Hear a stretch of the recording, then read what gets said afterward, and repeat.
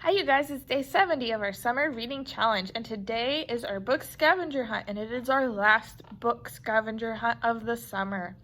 But before we get to our book scavenger hunt, today's story is The Adventures of Max the Minnow by William Boniface, illustrated by Don Sullivan. There was a school of minnows once that lived within some cracks.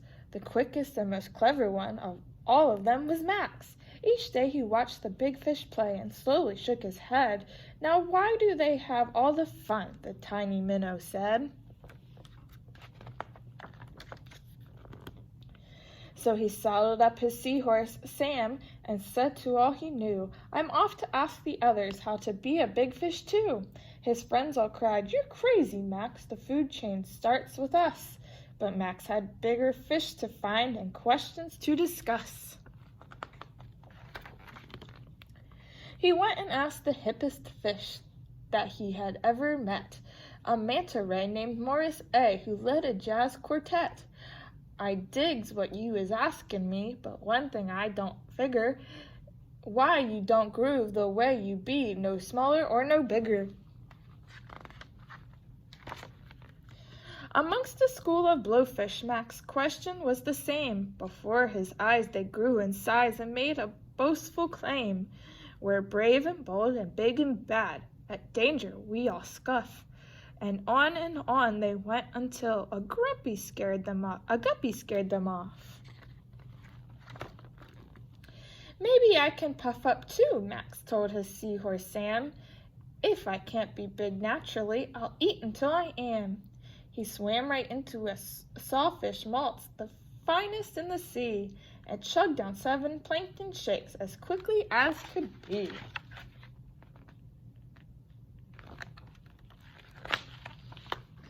The turtles at the Pizza Cove could not believe their eyes. Anchovies were the only things that Max left off his pies.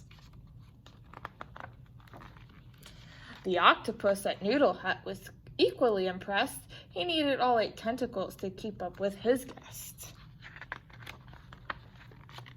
And yes, he grew, that much was true, but mostly he got fat. When clownfish classes passed him by, poor Max was snickered at. "When I get bigger, they won't laugh. I'll show them I'm a winner." But then he spied a distant sign that spelled out Sharky's Dinner.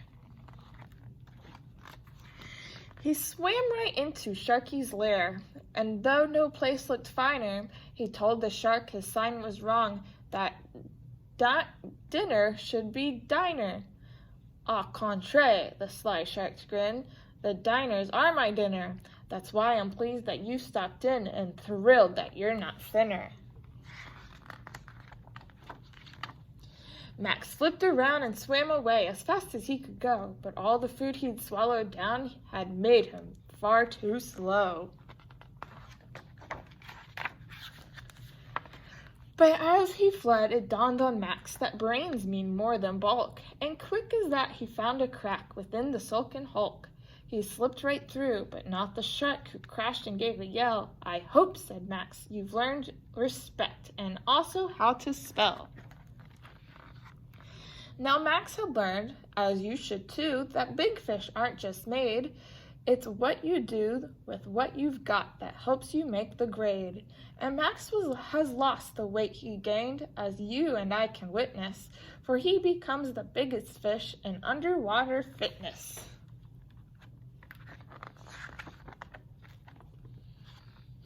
And here's a page that just goes over the different kinds of creatures that Max had seen on his journey, and then a little crab. All right, so that is the end of our story. Okay, today's book, our last book for the summer, is hidden here in Summerwood, and it is at a place where you hit a green or greenish yellow fuzzy ball, and it's by the entrance to that court. I hope that is enough clue. It's here in Summerwood. Fuzzy, greenish yellow ball. You hit it with some rackets. I hope you guys find it. Good luck finding it. I'll see you guys tomorrow for our next story. Only a few more books left to go until school starts.